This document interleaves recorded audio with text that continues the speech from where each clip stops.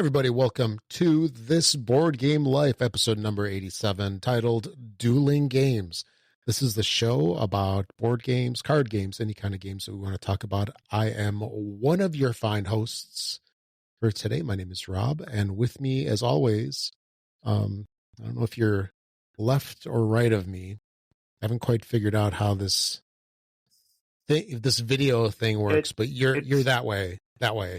I'm wanting to point this way, but in my camera, you're over here. You're over there. you're pointing at my window. The way I see it. I'm on the left. Are you on the left or are you on the right? I'm on my left on my screen. Okay, so I see how it is. So we're both on the left. It's like those games like Clash Royale where everybody is the same color and the opponent is always a different color. So we can both be left. But anyway, right. One of us will eventually be left, the other will be right. And then if you haven't figured it out by now, that is my good buddy Mark, the co-host with the most. Maybe that's my title as well. Yeah, we can both be the co-hostess with the mostest. Yeah, we definitely can. So today's title is Dueling Games, which we'll get into in a little bit. Did you want to say anything real quick before we get on with the shoe? Just to be sure to check out our YouTube page. I've been posting a lot of stuff on our YouTube page. Actually, just this morning, I posted a 2-hour playthrough of Mass Effect, the board game Priority Hagalaz, and I did it last night. I did a loyalty mission in that game, and I decided I'm going to go ahead and record this and see how this turns out. So I think it turned out really well, and I had a fun time with the game. So if you want to know what it's kind of like, but it is a campaign game, so I have a big spoiler alert warning at the beginning. But there's the story in it is the weakest part. I think it's all about the combat. I mean, there's a little bit of story stuff you read in these things, but it's not like you're ruining anything, Yeah. But if you want to kind of see it played, that's available, as well as our video podcast. Mm-hmm. You know, a lot of people, I'll take my son, for instance. I don't know if he really plays games fresh, new, doesn't know what's going on. He'll actually watch somebody on YouTube play like the entire game, and then he'll play it.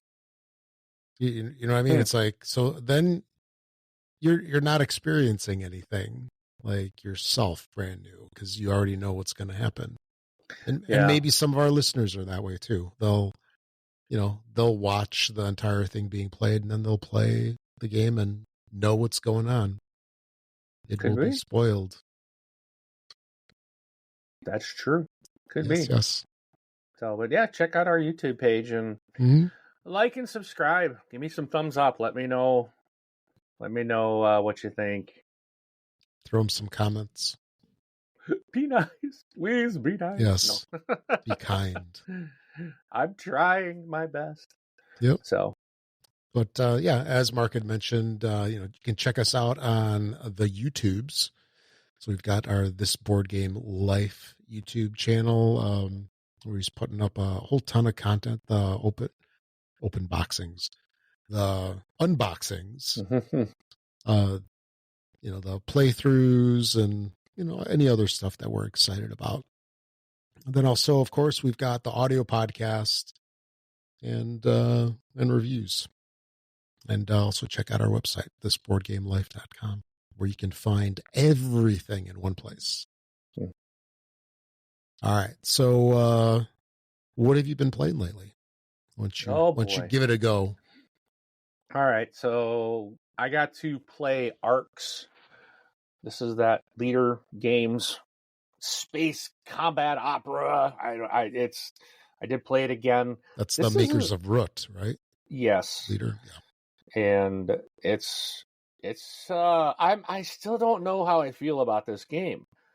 I played it a couple times. I think I like it but I'm still on the fence about it. It's just, yeah, I think I'm going to need to play it. And I've got several people in my group that have it, so I've got opportunities to play it. So I'll need to get a couple more plays in, but it has been interesting. I think it's just a heavier, I'm starting to push into some heavier games than what I'm normally used to. And I think it's more uncomfortable for me to do. And I just need more experience and time playing these games, trying to learn some of the intricacies of them. So that will come. I also I picked up a new Codenames game. I picked up Codenames Duet, and I've played this quite a few times in the last 2 weeks. Really do enjoy it. It's a lot of fun, and it's it's Codenames, but it's a 2-player version. So with only one child left at home who doesn't really enjoy games, I was like, I know he liked Codenames when we played it in groups. So I'm like, let me see if he'll play this with me. And he did.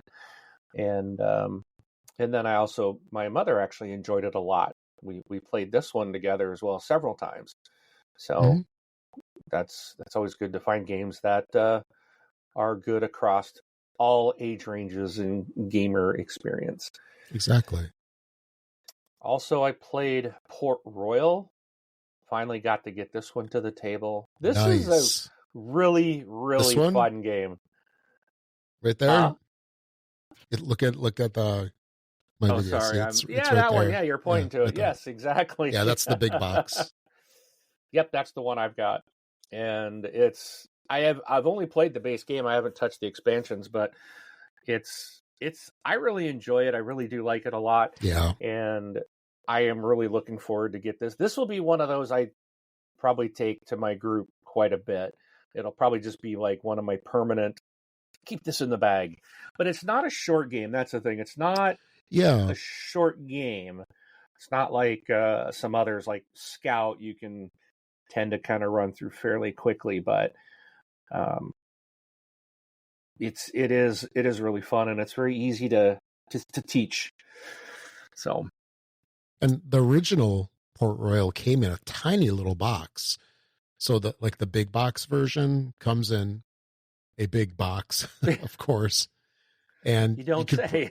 Yeah, you could probably fit, I don't know, maybe like at least 10 of the original game inside that box. So in terms of for playability, and it would normally go like an hour at least, right, for the base game. You think that's fair? Like 45 minutes to an hour? I think that's right. With a couple people, yeah. Yeah, it's amazing like how much game you can get in such a small form factor. Although the big box kind of wipes that out, and it does add a lot because it's a couple expansions. I forgot exactly how many, but I don't know if those are even necessary. Just because the base game is fun. Yeah. Yeah. Again, we talked about that before about buying that expansion and then never playing the expansions. Yeah. So or buying a big box and never playing the expansions. Yeah, exactly. So next up, I played more Survival of the Fattest.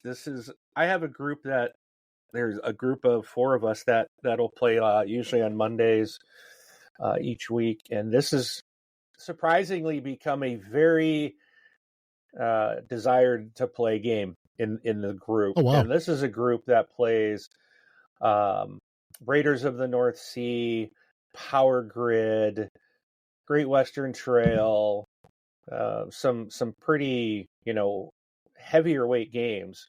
And Survival of the Fattest is not a heavyweight game, but it says a lot, I think, about that game, that people who really do like heavier stuff find enough strategy and they like the asynchronous play of the characters that they want to keep playing. So, and it's a cutesy game, but with a lot of replayability and strategy involved. I did get to play Ancient Knowledge. Now, this one is one I picked up, and I have not played. I did it myself. I played it just like with 2 players out, just trying to learn. You know how you do when you get a new game, Yeah. you want to learn it. You're playing as like 2 people, and you're just trying to learn. So that's my experience with it. And it's like, okay, this is a good game. I enjoy Actually, this. you know what I call that? Basically, learning it by yourself is how to open up the possibility of playing a game a second time with your gaming group. Yeah. Because if you're learning for the first time when you're playing, yeah, you'll never see that game again because everybody's going to give it a thumbs down. Yeah, good point. So I got that one out and really enjoyed it. Really do like it. So that's I hope to see this one. I'm going to push. This is one I'm going to take with every week till I can get my group to play some. Got to play Dead of Winter, a Crossroads game this last week. Okay. This was a fantastic game. Now, I will say this. I love Zombicide. I really do. And this game kind of reminds me of Zombicide, but it's not, there's obviously some very big differences, but it still kind of has that, just the swarming hordes of zombies and the kind of the stress, but adds in like the whole survival factor. Like you gotta, you take a couple of hits and you're out. You're trying to find stuff and survive, and it's you can get overrun pretty easily, and you're out trying to find supplies and do different things. So it was really a fun game to learn, and it was not that hard to learn. And I love that there's so many different characters in the game that do different things and provide different abilities. And it's just like there's so many characters in this game. I don't know if he bought a whole bunch of extras or if there was just that many in the base game, but there was a ton of characters in the game. So we had opportunities to play just a wide variety. And I like that as you're playing, you can find more survivors and bring them in. And now you're playing with more and more people and more abilities in front of you. And it was really interesting. And that type of having different characters all the time that you can continue to bring in under your control, like really will change every gameplay you do, because you're never going to have the same combination of characters. So it's going to make every game very different.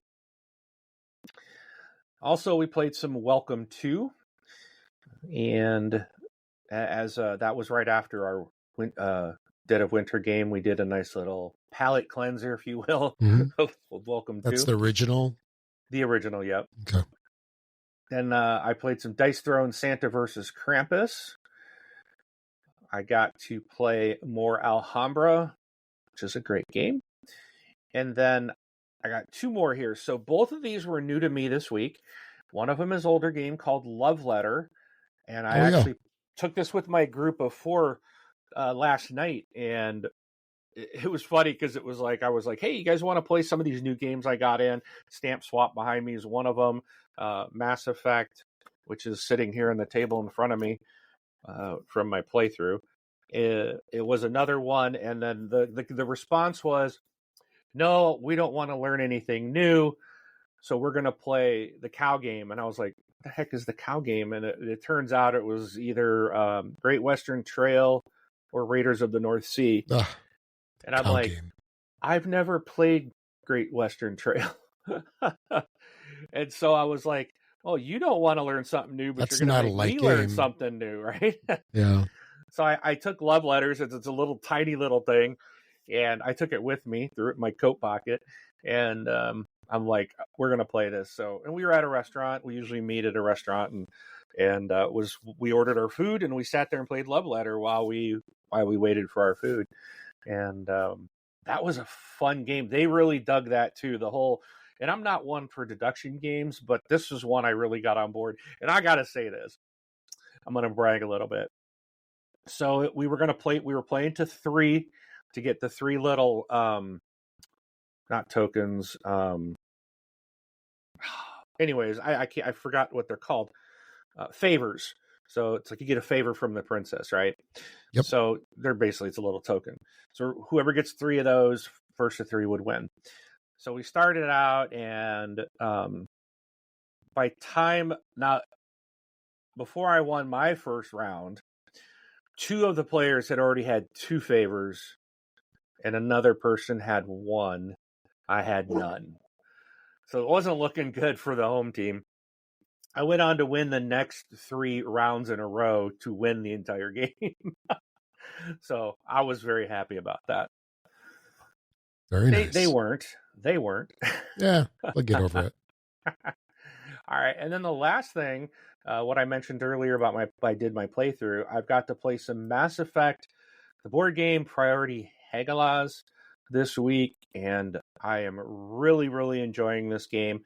If you are familiar with Star Wars: The Mandalorian Adventures, also sitting behind me, it's very similar to that, as in you have a book that you lay out in front of you, and on one side it's like giving you the mission and some mission specific differences from, you have your kind of base game and how it plays, and then there's going to be specific things for each mission. So, and then on the right hand side is the map. That's the board that you're playing on. So you're moving your standees and stuff around over there, and that one has cards. Now this game is a little bit different, as you're not going page to page. You get a campaign map and you're selecting kind of how you want to do your missions, and then you flip in the book to the correct one. And it's an ongoing campaign, trying to see after the end of, you can do like up to 5 missions, but you can do it as little as 3 by doing just the 3 main missions. And then there's 2 loyalty missions that if you want to do a loyalty mission to try to gain and if you're successful in a loyalty mission with one of your companions that are in the game, then they get an additional skill unlocked for the remainder of the game. And you go through this, and and you've got to see at the end of the game if you have enough war readiness to win. And right now, let me just I'll show this since we are on video. So this is my map, and I started down here. I did this mission. I came up, did a loyalty. Then I chose to come over here to do this one, and you get options. Came up, I did this loyalty, and my last one's going to be this mission up here. And then so far I've got marked down here. I'm only about 1 over halfway on my mission readiness, and I only got 1 mission left. So I don't know if I'm going to win, but I've won all but 1 loyalty mission. So it's interesting. I'm looking forward. Tonight I plan to finish my last mission in my campaign and see where I end up. I'm hoping to I've done enough, because I've only lost 1 mission. It was a loyalty. So, but the game it's a lot of fun. I really enjoy this. You do have miniatures for your characters, and instead of having a card deck like the Mandalorian does, you have a character sheet that has unlockable skills. You're tracking health, and you're tracking health and shields up here, and then all these other things is like their abilities. And then as you're going, and they kill a certain amount of enemies or gain XP in the game, then they get unlocks, and you get to pick which character's skill that you get to unlock, and then that carries forward through the rest of the campaign. And I really like that. That's a lot of fun. And there's a total of 5 characters in the game. So you always are going to play as Commander Shepard. He's always in the game, he or she, because there's, if you remember in the video game, there was a male and a female version of Commander Shepard. So they have those on that card. And then you've got 4 other characters that you can pick, 3 of which to take on a mission. So you always have 4 people going. So even if you play solo, which I'm doing right now, you have to control 4 characters. There's always 4 characters in the game. But it's challenging, but it's been a lot of fun. I am really enjoying this a lot, and looking forward to getting this into my group. It looks like we're going to play it Wednesday. I've got people on board who are interested. So I want to finish my mission tonight, and then because then I'll wipe all the skills and everything and the experience off the boards, and I will then get to play as just one character, and it'll be a lot better because you'll even notice if you watch the video I did yesterday. Oh, I forgot, like one of my guys got downed, and then I was like, oh wait, Shepard can use a command ability so that they take no damage, and so I had to kind of backtrack. Just it was quick, I realized it, but it's like when you got so many different skills, it's hard to like really focus on what you're doing when you're managing 4 different people. So it'll be fun to play as just one character. Easier, more straightforward. Yep. But that's what I have been playing the last 2 weeks. So I am happy to see that. Looks like you got some games to the table. Yeah. As well. I had a little get together that the hosts that had the get together basically bullied me into bringing some games. I resisted, they twisted my arm a little bit, and then I showed up with a truck full of games. No, but yeah, there was a bunch of folks that weren't really into games over there. So we had about 5 people that were going to be playing. So it was kind of a tough little thing to do because, I couldn't really bring anything too meaty. And at the same time, I needed to support 5 people, which, a lot of games a little challenging because some games top out at 4. But the first game that we played was Costa Rica. So this is a game that came out some time ago. And I forgot the company that makes it. I don't remember where I put the game. I was going to look at it real quick. But yeah, it's an interesting, lightish game where you're trying to collect different sets of animals while you're exploring the jungles of Costa Rica. So you're basically working your way through the jungle, which is it's a hexagon of these tiles. So it's like a hexagon with each side being 5 tiles. And you're trying to collect sets, but it is a press your luck game, very similar to Port Royal. So you don't want to, go too far and you wind up with nothing, but at the same time, you want to try to get as many animals as you can. So that was a lot of fun, and that went over pretty well for the most part with the group. And then we played Deep Dive, which is a fun game from Gen Con last year, so 2023.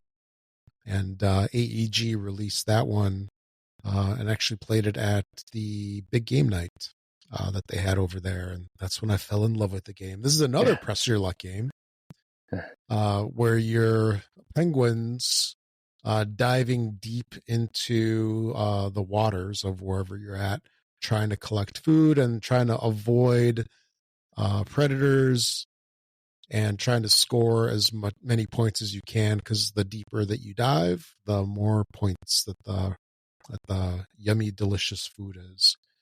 So that was another press your luck game, and it was very well received. And most importantly, I had a great time playing it. So, in the end, that's all that matters. Yep. And then lastly, there's GPS. So GPS is a re-implementation of the game Finito. If you remember that one, you and I played it on this board game LifeCon 2024. So that was the one that had these boards numbered like 1 through 20 or whatever it was, and then you had, I don't remember if you have, no, I think we put them all face down. There were these little discs numbered 1 through 12, I believe. And then you had to place them out on the board and then eventually make them numeric. Oh, yeah. I do remember. That was good. No.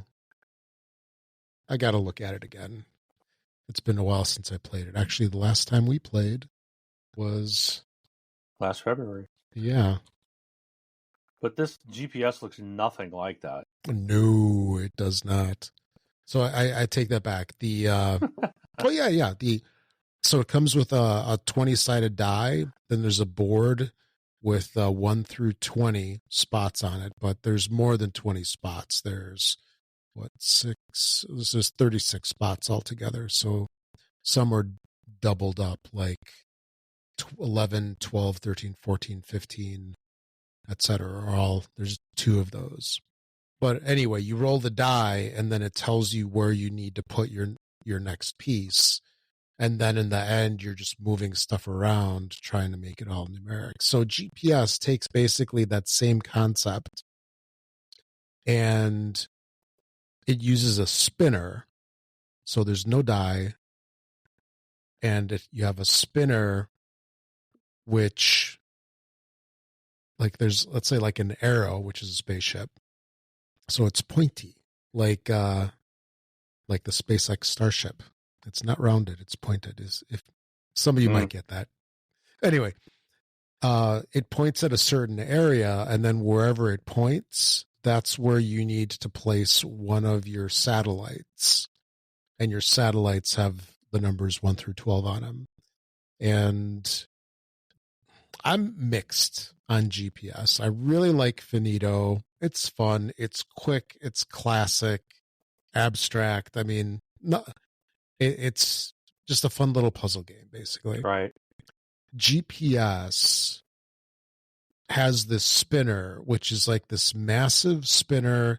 And the version, so let me backtrack here. So initially, I guess the spinner didn't spin very well.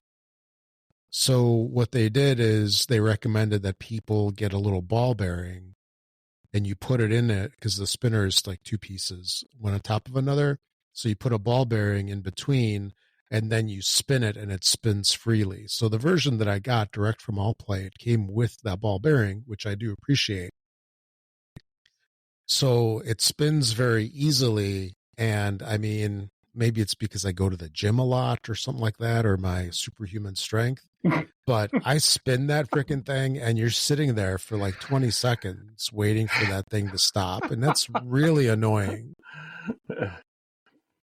Like, it spins too well. Oh, yeah. Yeah. And that really got to me. I don't know if it bothered anybody else, but I'm like, really? And then I started just spinning it just a little bit instead of just giving it like a really good spin. You know, like some stuff, like Right. what, Price is Right? You got that big wheel. You want to spin it really good. Yeah, that wheel would spin for like half an hour if you did it the same way. But anyway, so that was a minor annoyance. So, you know, it fixed one thing, but it kind of made something else a little annoying, at least for me personally. But it does have the same feel as Finito, just where, you know, you place all your satellites in the various spots wherever the ship is pointing. You spin it again, place your satellites again.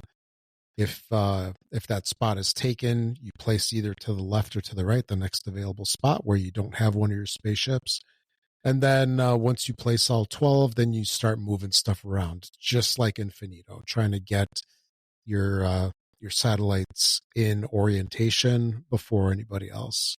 So a very interesting reimplementation of Finito. I do have to say I kind of prefer Finito just because it's simple and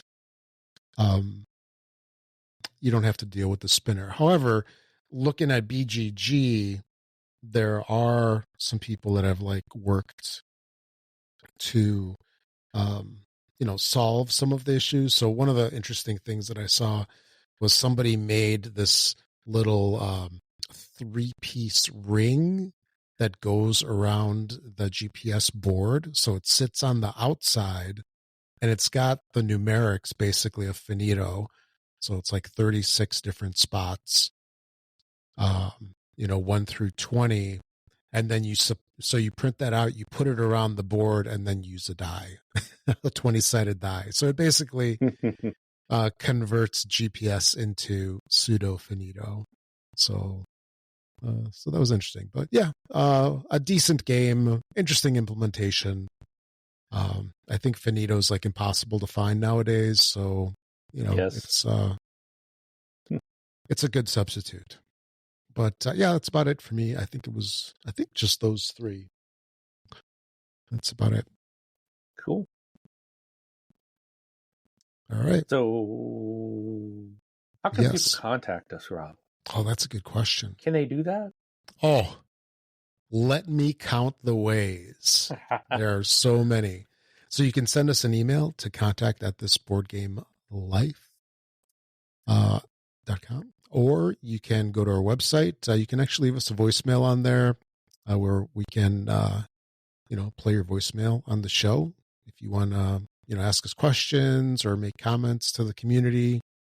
We have a guild, This Board Game Life, on BGG. And then, definitely leave comments on the YouTube videos. We definitely appreciate those as well. Did I leave anything out? I think that's most of it. Sounds good. Yeah, exactly. All right. So news time. You want to hit this first one? Sure. So this one, it looks like Asmodee is separating from Embracer Group. Yep. And they are now going to be their own company, charting their own way. And the CEO, Thomas Kogler, has basically said that they have more than 20 acquisitions in the pipeline that they are planning. Now, they've done this in the past, so the article is saying that their previous buying spree, they acquired more than 40 companies and IPs over the last decade, including over 20 game studios, including big names like Days of Wonder, Fantasy Flight Games, Lookout Games, Catan Studio, and Z-Man Games. So, Asmodee is going after it. They got plans to acquire a lot more in the near future. And I don't know, Rob, what acquisitions I think can be good if a company's doing really well and they're putting the money in to strengthen all these game publishers and developers and whatnot. Not publishers, I guess Asmodee is the publisher, but buying up all these studios and putting the money there to allow them to keep continuing, it can open more doors and bring them some more money. At the same time, I worry because sometimes when you become too big, you can maybe hold back that money, or now maybe you're trying to dictate what you want to go out the door. And companies like, say, Catan or Z-Man, or, these ones I mentioned, Days of Wonder, sometimes that the charm and the games that they're creating sometimes can get changed because of the parent company says, we want you to do it this way. So I do worry that maybe some of those types of things might lose. Some of those studios might lose their charm. Maybe not. I mean, Days of Wonder seems to be doing very well. I think all of these that I mentioned are still doing very well, but I think there's always that risk. But what do you think about Asmodee going on a buying spree? Yeah, that's a tough one. I mean, you have, let's say, smaller publishers that come up with some really good games, and then they get caught in the crosshairs, right? Of like, oh, we want to get acquired and, make a huge windfall, maybe. I don't know. Yeah. I imagine that, being a small company, it'd be awesome to be bought out for a couple million or something, even a couple 100,000, whatever the case might be. That can, however, change the company like forever, because the people that are part of the company that made it what it is don't always stay. Sometimes they get pushed out. The companies change as a whole. Like, as an example, Z-Man Games, which has been around forever. Zev, the the guy who started it and is the Z in Z-Man, I guess. He got bought out by, I think it was it was a company in Canada. Ultimately, anyway, he stayed on for a little while and then he moved on to his kids. So Z-Man is technically Z-Man, but it's not Z-Man because Zev's not a part of it anymore. Is that good or bad? I don't know. But, when these companies do get picked up, when they do get bought out or acquired, that can bring in change, and that might not necessarily be a good thing because sometimes companies get bought out just for intellectual property, right? Mm-hmm. They get bought out just because they have a solid hit and, it's going to have maybe, hundreds of thousands of sales in the next couple of years. And then, lots of companies get bought up and then, they kind of get run into the ground. So, there's good and bad with it. But it's interesting to see that they're looking to acquire so many. There was a time where there was always like every week, oh, this and this company got bought up by Asmodee. This company got bought up. This company got bought up. And, it stopped for a while, but it looks like it might restart soon. Now, on the flip side, having being a publisher of games is tough. A lot of people don't do it as a full-time job. They do it as like a part-time gig. They have a regular 9-to-5 job. They're doing stuff on the side. And maybe having a larger company as a parent company will let them do things that they normally couldn't do. Right? Yeah. So, or maybe like to devote, full time to that company as opposed to doing it part time. So, there's good and bad. I don't know if there's been any huge train wreck with Asmodee, at least that I can think of right now on the spot. Yeah. Well, there's some more interesting statistics in this article. They said that there was this report that came out, and they were saying that North America and Europe make up 75% of the world's tabletop market, with 60% of the overall total coming from just 4 countries. The U.S., Germany, France, and UK is making up 60% of the 75% of the world's market. So, wait, what were those countries again? U.S., Germany, France, and the UK. Okay. And then, let's see, Simon Vivian, the chief company programs officer at Asmodee, noted during a capital markets presentation that hobby gamers only make up between 5 and 10% of the overall game playing audience, with between 50 and 60% focused on family weight games such as Ticket to Ride. That surprised me. Oh, yeah. Now, while the CAGR, what the heck is that? But while something for family games was largely flat in the 2 years before the pandemic, more complex hobby games grew between 22 and 24% and have the highest projected numbers for 2028. So they're projecting the hobby market, I guess, to grow drastically. And then the CEO here, Kogler, he said, now he's become the company's first new CEO in 12 years, just this past September. He said he wanted Asmodee itself to become a renowned brand with consumers rather than just a corporate home for its studios. He said it's a project that's very dear to his heart, and until now, Asmodee has remained a corporate B2B brand. It's time to make it a consumer-facing brand, complementary to our fan-beloved products and studio brands, but having Asmodee as a strong consumer brand will serve as a seal of quality, improve recommendation across products, across studio brands, across play types, leading to more sales. Interesting. So yeah. Yeah, I can't believe hobbyists are like, what would you say, 5 to 10%, something like that? Yeah, it's tiny. Yeah, 5 to 10% of the overall game is hobby gamers. But you know what? We make up that small quantity by buying a lot of games. We probably purchased 90% of the games.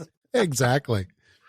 I'm 5%. sure I'm pulling in 5 to 10% of purchases just myself. I know, right? And you're doing another equally 5 to 10. Yeah.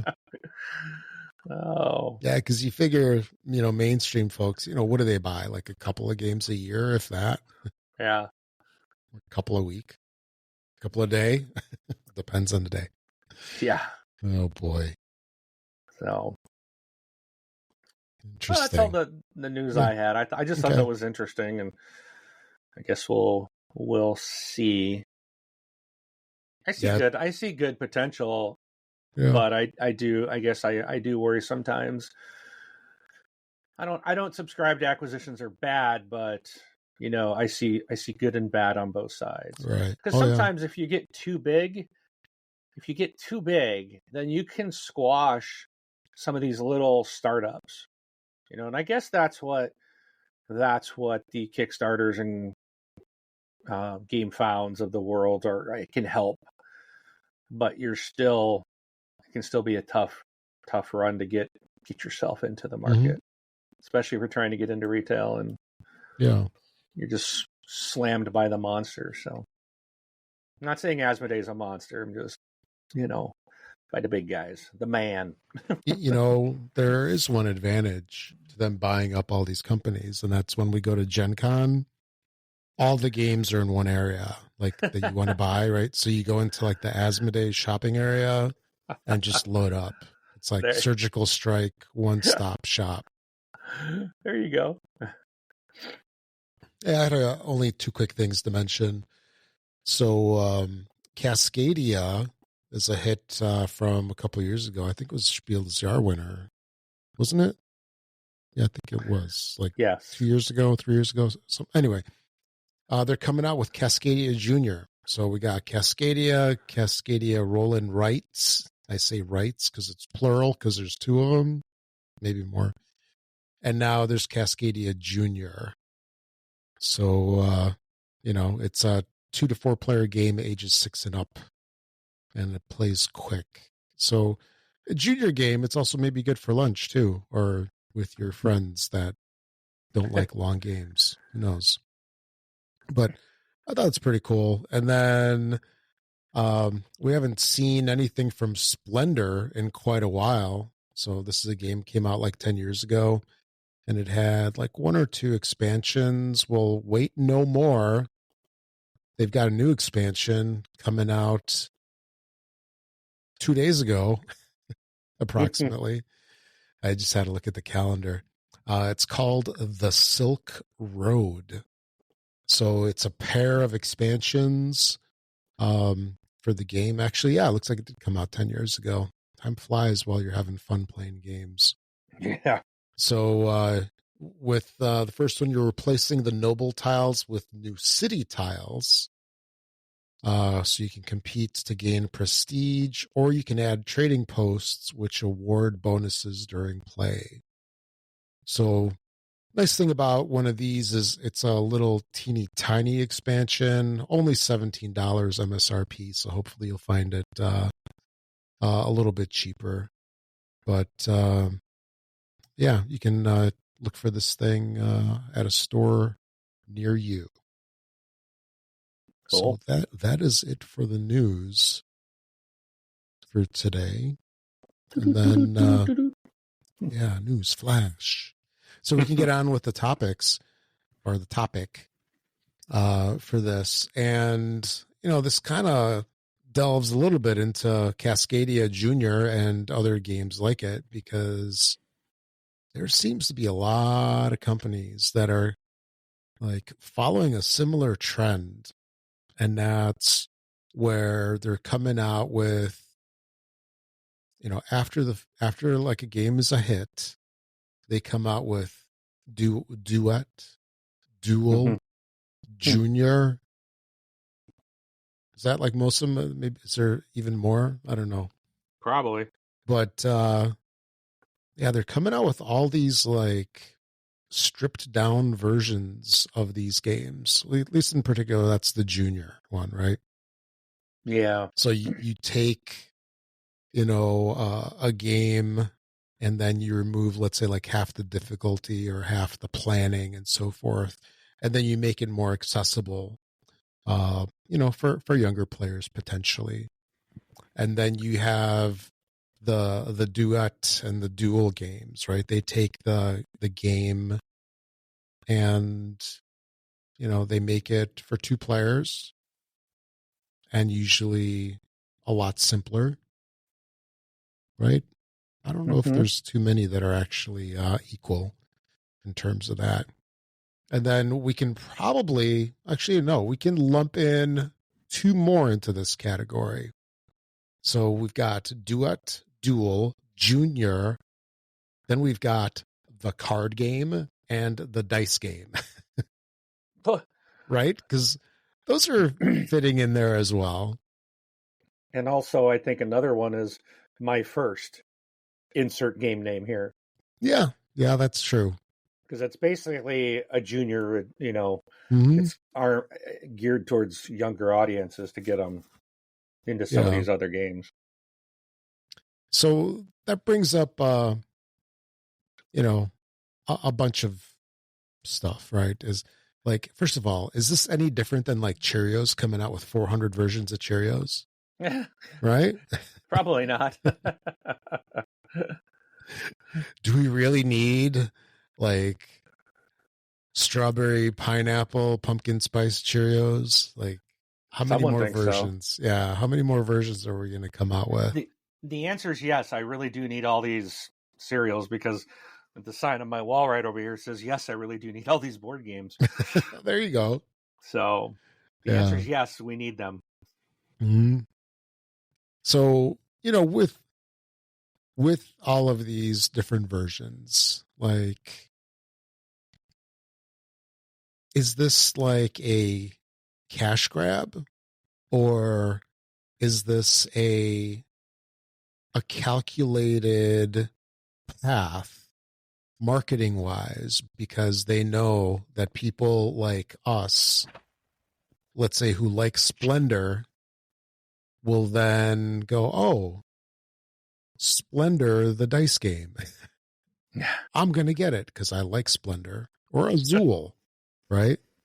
Yeah. It's like, is it diluting a game by creating so many different versions, which is just a little bit of kind of the same thing rehashed over and over? Like, any thoughts on that? I do think that it can make it a little diluted. I think that's a really good word. And when I think of that, I think of Azul, that there's so many different versions and they're just a slight variation. And if someone's new is coming into it, the market, when they're looking at they're at the store and they're looking and there's like, wow, look at all these Azuls, or look at all these Ticket to Rides. My goodness, how many Ticket to Ride games are there? And I sometimes I think it's a bit much, and I don't see the need. Like I have 3 Ticket to Ride games. Sure. And I had 4. I bought one of the small box ones, and I hated it. Thought it was terrible. Got the original, got the European one, and then we have Rails and Sails, which is my family's favorite. Okay. And I guess I also have Ticket to Ride Legends of the West, so I guess I have that as well.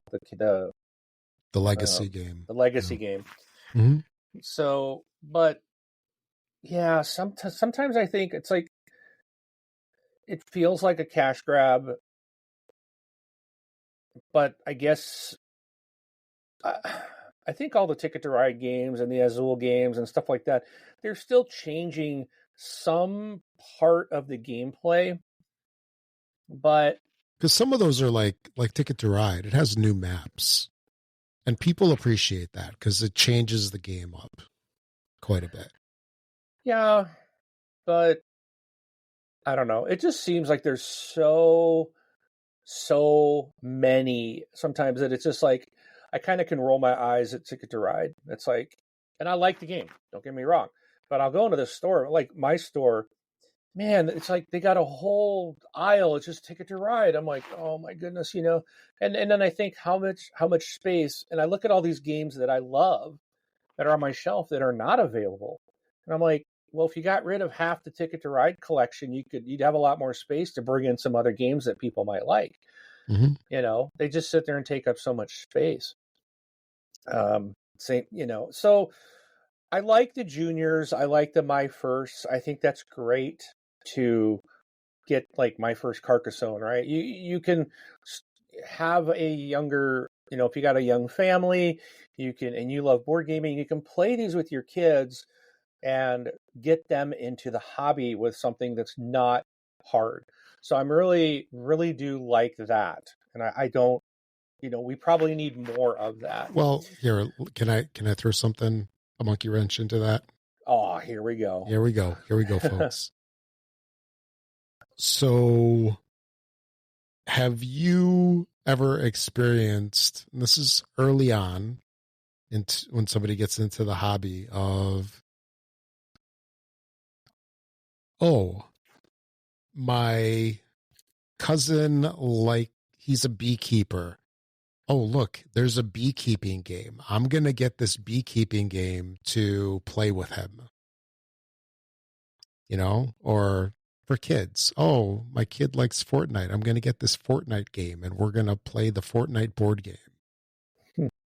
There isn't one. I just made that up. No, there is. But, there is a Fortnite board game? Fortnite Monopoly. Oh, yeah, that doesn't count. That doesn't count. We have anything with Monopoly as the second word does not count. Or following it. Yeah, Monopoly is a good one to talk about oversaturating the market. Yeah. They're probably the worst. Yeah. No, that's very true. But, I'm just thinking like when you have these games that are like, My First whatever or Junior, is that really appealing to the parents to try to push a game on their kids that their kids don't necessarily want to play? Because, we do want to push our kids to play with us. That is the thing. And I'm just wondering if it appeals more to the parents to try to bring their kids into the hobby than, let's say, the kids might actually like. Now, don't get me wrong. There's probably some kids that like those, but who's that? I'm asking, like, who's that really appealing to? Is it the kids or the parents? Because they want their kids to play. I think it can depend. I mean, I really think so. Like, if you got young kids and you're, I see a lot of these YouTubers out there that have young families and they're excited and they're doing their videos and talking board games and playing board games all the time. I mean, kids want to be, especially young kids, want to be involved with their parents all the time. They want to be involved. And if they can play a board game with their parents and it's something their parents love, then they feel like an adult, right? They are. So again, it's an age thing. The younger, the better. Now, my youngest is 17. He is not a fan. And he kind of rolls his eyes and I'm like, come on, we're going to play something. I'm making him play because I want to play a board game. And my two older kids who do enjoy playing games, they're away at college. So I know I'll be getting a lot of gaming here in about 3 weeks when those two start coming back home. Love vacation. Yes. So, but it's I think it's a good thing, and I think it can appeal to both the parents and the younger children who are still at that part of like, I want to be with mommy and daddy. I want to play games with mommy and daddy. And it kind of takes you out of the Chutes and Ladders and the Sorry and there's nothing wrong with those games. I mean, that's what we grew up with. But it gives them a very light introduction into a larger, world of gaming. So, for example, if little Johnny sees Daddy playing Carcassonne, and he's like, "I want to play Carcassonne." Well, then you can get my first Carcassonne, and Johnny can understand and play that, and then he feels like, "Yay, I played Carcassonne with my dad." Yeah. Yep. That I think is very appealing, and I think that's great. I don't expect a lot of, now when they're teenagers, you're not going to be playing those, and you're going to be playing the real game, and if kids are going to either fight you or they're going to join in and have fun. So, but I also like it because kids spend way too much time these days on their phones and their electronic devices in front of the TV. So I personally encourage parents of young kids to go down the juniors or the My First Board games, to give your kids an alternative form of entertainment that's not staring at a screen. And it's a lot more challenging. It gets their brain going, gets them thinking, gets them learning, and I think that's all positive. So I take your monkey wrench and I throw it back in your face. Touche. Or do you think, there's base games, then they came out with the expansions, and promos. Is this the evolution? Is this the next level from expansions? Because now you're basically taking the same game concepts and you're just either simplifying them or you're trying to twist it into a 2-player way of playing it, or a dice way or a card way. I'm just thinking from the standpoint of, these are 3 easy buckets for a designer to go with a game, right? Card game, dice game, and then junior / My First, right? So it's 3 Right. easy directions with it. And if they're coming out with these, like, let's say if they have Azul, the dice game, right? That means to me that it wasn't a dice game that was developed organically, right? Just Right. that way. It is basically taking a game and going, how can I incorporate dice into this game and make it a dice game? So it's really trying to mold a game into a particular, shape or style. Right. So, a couple of thoughts. Mm-hmm. Businesses have to keep growing. You got to Yep. keep selling. You got to keep making money. You got to find new ways to do that. So, adding a dice game to something that wasn't originally a dice game, like Terraforming Mars. Okay. That was a big, heavy board game, and now there's a dice game available. And I got it. I actually like the dice game. I think it's fun. I like rolling dice. So, I think it's, for someone who likes rolling dice, it now allows a dice chucker to play Terraforming Mars in some ways, where they probably won't like the regular board game. There are people that just like chucking dice. There's people who like just playing cards. So it can expand the company's market to more potential customers by giving them a version of a game that is popular in a format that they might want to play. Mm-hmm. I think the flip side there goes back to what I was saying about Asmodee or any big company that becomes the man and is controlling too much. Then we might see more of that type of stuff and less original ideas, fewer new ideas or different types of board game concepts, because when you're that big, you've got investors, and those people want to make it, return on their investment. Mm-hmm. So it's like the thought is more, it's more, the whole company and the plans and all these studios are kind of more dictated by their financial roadmap. And that's the concern I was saying, where you might not get that unique game. Maybe you won't get a Port Royal because we need the next Terraforming Mars, the card game, or Terraforming Mars Junior, right? Right. Yep. And that's where they're going to say, you guys got to make this instead of something new that no one's ever heard of, like Alhambra, you know? Mm-hmm. And that's, I think, the concern for me is if when these companies get too big, then they might just regurgitate these things. Because again, it's all about money. It's they're in it to make money, period. Yep. You know, and if the hobbyists are such a small group, which I think you're right. I think, yeah, we might be a small group, but which is why companies are trying to get into Target, Oh, right? And in the Walmarts of the world, and because that's where your consumers will just pick something up while they're going through the toy section and they see a board game for their kids.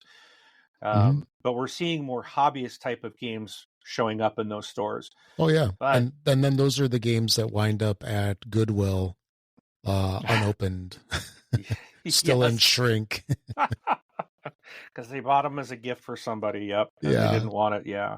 Yeah. So again, it's, yeah, I think there's good on both. There's bad on both sides. I think for a company, as long as, like Asmodee was saying in that article, as the CEO was saying, he wants the company to become a consumer brand, recognizable for quality and stuff like that. I think you can still pump out your dice games, card games, juniors, whatnots, but you still need to make sure you are investing and putting out original content, and slapping your name on that. Again, as someone who's like myself came in and I was like, oh, I'll get a Ticket to Ride. It's on 13 of the 15 shelves in the store, so it must be a good game. I'll buy a Ticket to Ride. Well, now it's like, okay, I know who Days of Wonder is, and then it's like, oh, well, there's this other game from them, Memoir 44. Ooh, right there. Nope, there. Work on your left and right. It's backwards. And then Heat, Pedal to the Metal. These are some games that people do enjoy, and it's like, oh, I wouldn't have picked up a racing game, but the reason I grabbed Heat was because it was from Days of Wonder. Mm-hmm. And so it's like, I recognize that name. I know that game's going to be quality. It's going to probably be really fun. And I don't know if it's not my favorite. But it's still, I got it because of the name of the studio. Sure. So, and it introduced me to a racing game. And if I want to pick a racing game off my shelf, I'm going with Thunder Road Vendetta, baby. So, because not only is it racing, it's also destruction. I don't know if that's racing. It is a race, but it's not racing. It is a race. Yeah. Exactly. It's still a race. But the company's got to find ways to, as we are getting older, and it's the video game industry is the same way right now. A lot of games, they are, think about your kid, and you mentioned, I think earlier, about how they play games. Yep. They're in the iPad, I should say the tablet and the phone era. That's where they play their games. Like some play on PC, but like console world is kind of, they're not growing. That's one of the things that the console industry is struggling with, is you have your gamers and their numbers just aren't going up, and they're not getting new customers. They're not getting the younger customers, because those younger people are on their phones, on their devices. They're not on a console. And so that's why a lot of games are, they're trying to appease a younger market, because once we're gone, they have to replace us with the youths, right? Yep. And so they got to find somehow in some way to appeal to them, to build them as a future customer. And I think that's why I like the idea of the juniors and the My First game lines, is that gets them in when they want to be doing like a thing with mommy and daddy. They get in, they get liking that, and then they start advancing and now there's a customer, into the board gaming world. But rehashing 18 versions of Ticket to Ride, I don't think that's necessary. I think that's where you start to run. Now it's a cash grab or not. And I'm not picking on that game. I'm just using it as an example, I want to make sure we're Sure. still getting things like Agueda, Quaxaquedlinburg, Stamp Swap. I can't do this. It doesn't work. It's over Stamp there. Swap. Rock Hard, Over right there. there. That's a very unique game from DeVere. So we still need those things coming out. Sure. So as long as that continues, we can have a happy medium of, kind of appealing to all. Oh yeah, because the other thing too is, I approached it from, I'll say the easier way of like, hey, a company is going to get cash grab. They're going to make, they came out with the base game. It was a hit. Okay, we got to do the duel. Then we got to do junior. Then we got to do 14 expansions. And, I'm sure that in some cases that does happen, like the razor blade companies, they had a single blade and, they worked their way up to 5 blades right now. When's 6 blades? Couldn't they have gone from 1 blade to 6 blades? No. They had a timeline. They go dual, then triple, then quad, and so forth. They got to milk it while they can. But, when you have a designer that comes out with a game, whatever it might be, there's often times where during the development process, they redo the theme of the game, right? So you can take a game. It's like, hey, I've got this card game that, I've been working on for a couple of years, and it's based on trading in the Mediterranean. How about that? And they're like, no. We need to develop it. And then they're like, we got to retheme it. So we'll make it terraforming Mars, right? So they can actually take an existing product, an existing IP, and then just take that universe and then lump it onto a game that was something totally different. So it doesn't necessarily mean that they're going to be trying to, shoehorn a mechanic and then create a game. That game can definitely be developed, and they just put the theme on it to match a series that they already have. So, I think I'm waiting now for Castles of Burgundy, the dice game. So just saying, Stefan Feld, that one's next. No, what's next is and I didn't keep it. Was it Sand Castles or something like? Yeah, Sand Castles of Burgundy or something. Yeah. I will. Sand Castles von Burgund. There you go, something like that. Because we already do have a card game. Oh, you do? Yeah. So yes, Die Sandburgen von Burgund. Yes. From Stefan and Suzanne Feld is coming out in Q1 of 2025 from Ravensburger. Yeah, because the original was Die Bergen von Burgund. Okay. So this is Die Sandburgen. Mm-hmm. So yeah, this is a kid's game for sure. It's ages 5 and up. Yeah. I think I will pass on that one. You're gonna get it. Don't judge me.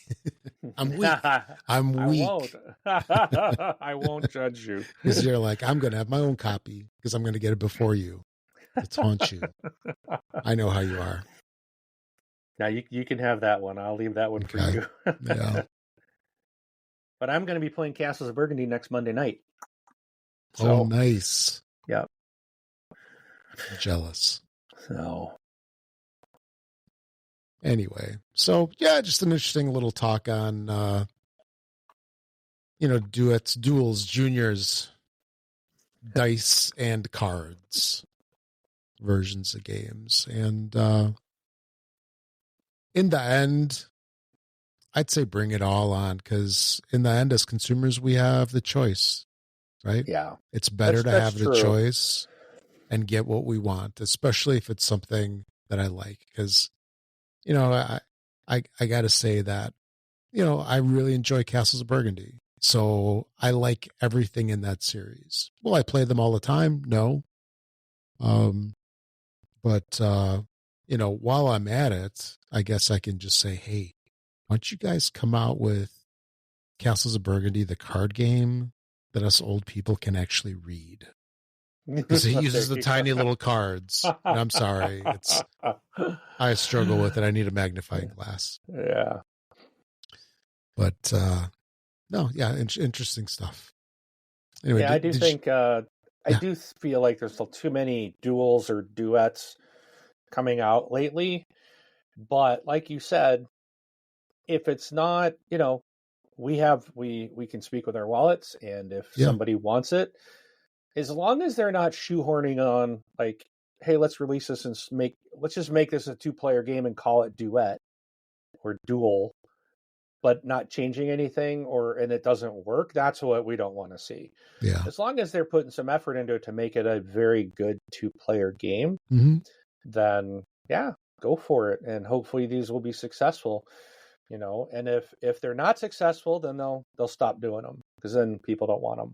Yeah. So. And something just occurred to me. The fact that we do speak with our wallets and the fact that they are making these probably says that we are buying them. Yes. I have been known to buy some of them. Don't judge. I don't buy board games. They buy you. They just show up. You have a subscription. These boxes just keep arriving from certain retailers. I'm like, where are these coming from? Your Asmodee West Campus warehouse. Yeah, I'm just holding these over until they go out to shipping. So. Oh, good stuff. Yeah. Anyway, I think that's about it. Do you have anything else you wanted to add, or are we good to close it out? I think we're good to close it out. All right. That sounds good. All right. That's it for episode 86, I think. Yes, 86. Question mark? Yeah. Because I said 86, an hour and 10 minutes ago? Yeah. So I have a really bad memory. Who are you? What's my name?